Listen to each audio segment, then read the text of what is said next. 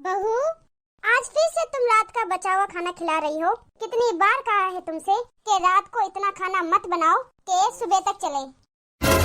माँ जी, आपका बेटा मुझे इतने पैसे नहीं देता कि मैं 4-4 टाइम का खाना बनाऊं। अब जो है जैसा है वही खा लो। बहू, मेरा बेटा कम कमाता हो या ज्यादा, लेकिन इस घर में जरूरत का सारा सामान रखता है। तू फालतू की बातें मत किया कर और थोड़ा दिल बड़ा रखा कर। माँ जी, दिल बड़ा रखने से कुछ नहीं होता, जेब बड़ी करनी पड़ती है। अब आप जल्दी से खा लो, गरम करके लाई हूँ, वरना ठंडा हो जाएगा खाना। अनीता की सास खाना खा लेती है। थोड़ी देर बाद मीना की पड़ोसन आती है और उससे बात करने बैठ जाती है। तभी मीना अपनी बहू से कहती है, बहू, मेहमान आए हैं अपने घर, जाकर चाय बना के लाओ। मीना बहन, हम कहाँ के मेहमान, हम तो पड़ोसी है, चाय वाय तो रहने ही दो आप। अरे बहन, इतने दिनों बाद आई हो तुम, तो मेहमान ही हुई ना तुम। अब आई हो तो बिना चाय पीने नहीं जाने दूंगी। अरे जा बहू, चाय बना लिया।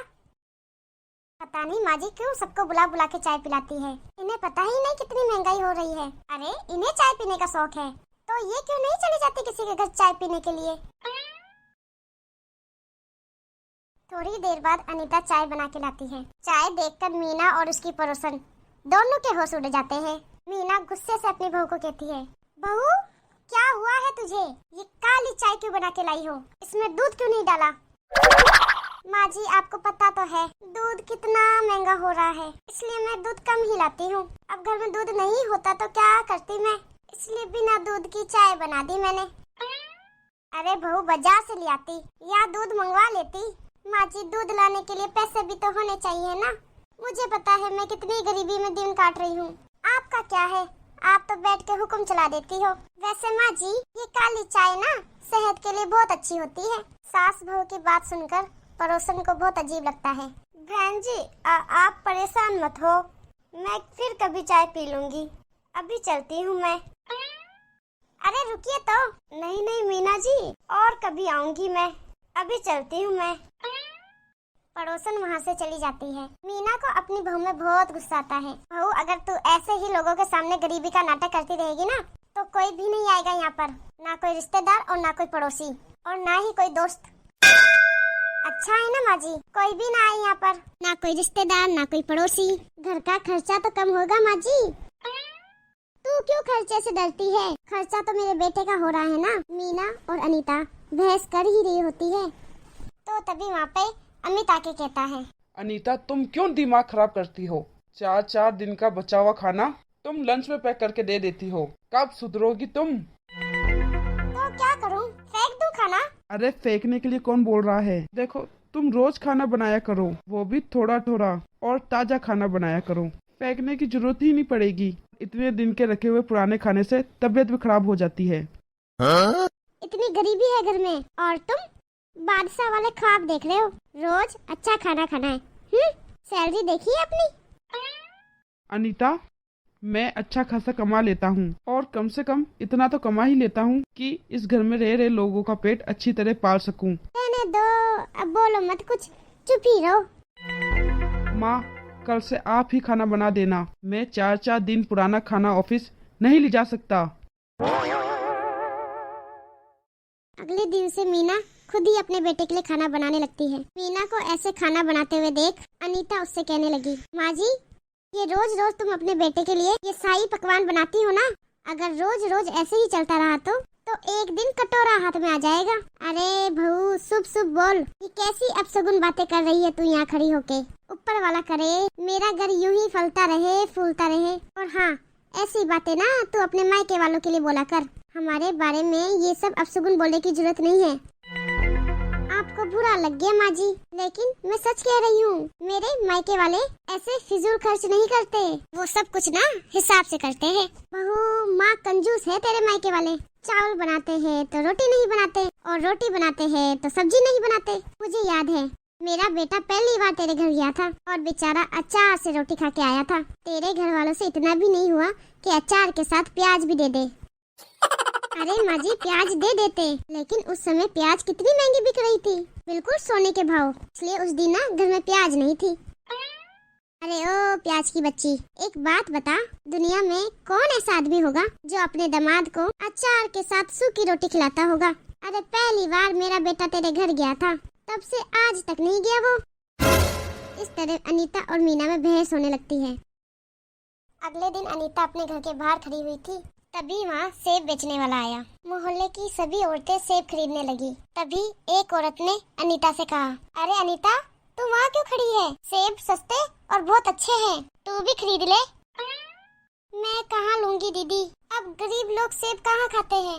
हमारे यहाँ तो ये आलम है कि रोटी बना लो तो सब्जी की चिंता, और सब्जी बना लो तो रोटी का अता पता नहीं। अरे अनीता, ऐसा क्यों बोल रही है? अमित तो बहुत अच्छा कमाता है। दीदी कमाते हैं तो क्या सभी खाने में उड़ा दे हैं?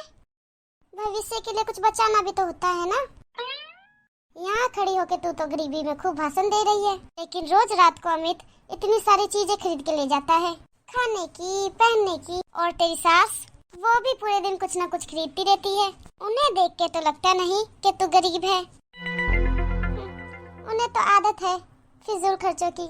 वैसे मैं उन्हें ना बहुत समझाती हूँ, लेकिन उन्हें मेरी कोई बात समझ ही नहीं आती। सुनीता, वो जो करती है उसे फिजूल खर्च नहीं कहते, वो तो घर के जरूरतों का सामान लाते हैं। लेकिन हाँ, जो तुम करती हो ना, उसे कंजूसी जरूर कहते हैं। इसीलिए ये कंजूसी मत करो और एक अच्छी गृहिणी बनो। अनीता औरतों की बात सुनकर वहाँ से चली जाती है और घर के अंदर आके कहती है, इन औरतों को इतना भी नहीं पता कि आज जो हंस हंस के सेब खरीद लिए है ना, जब कल को उनके पास खाने के पैसे नहीं होंगे ना, तब पता चलेगा। धीरे धीरे अनीता की इस आदत के बारे में सबको पता चल गया। इस बात से परेशान होकर मीना ने अपने बेटे अमित से कहा, अमित, तेरी बीबी ने तो सारी दुनिया के सामने हमें गरीब बना दिया। सच बोल रही हूँ मैं, इतनी महालालची और महागरीब बहू कहीं नहीं देखी मैंने। माँ, अनीता की इस आदत से मैं भी बहुत परेशान हूँ, समझ में नहीं आ रहा क्या करूँ। बेटा, ये ऐसे ही मेरी इज्जत का जनाजा कब तक निकालती रहेगी? हमें कोई ना कोई ठोस कदम उठाना ही होगा। माँ, इस बात से बचने का बस एक ही तरीका है, जैसे लोहा को लोहा काटता है, वैसे ही कंजूस को कंजूस ही काटेगा। मैं कुछ समझी नहीं बेटा।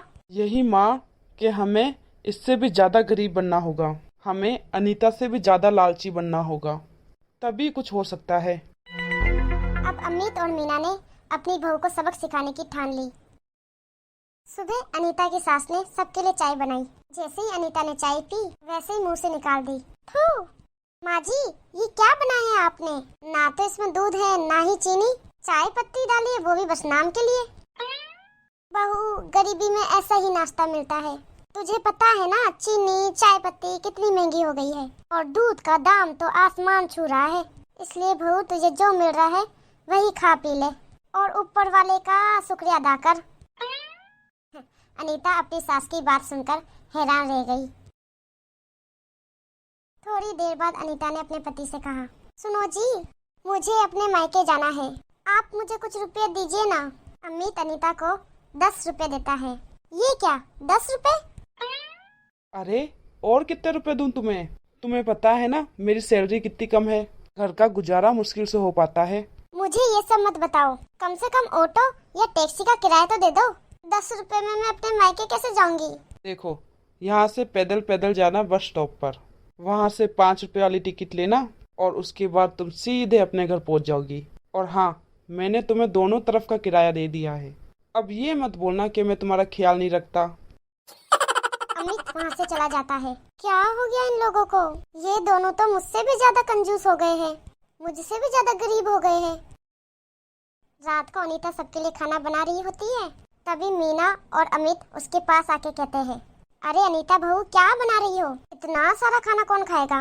एक काम करो, तुम सिर्फ 3 रोटी बनाना, हम तीनों एक एक रोटी ही खाएंगे।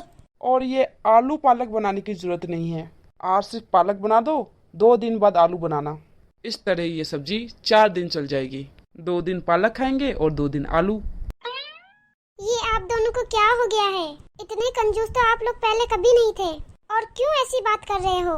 माँ जी, एक एक रोटी से हम तीनों का पेट भर जाएगा हैं?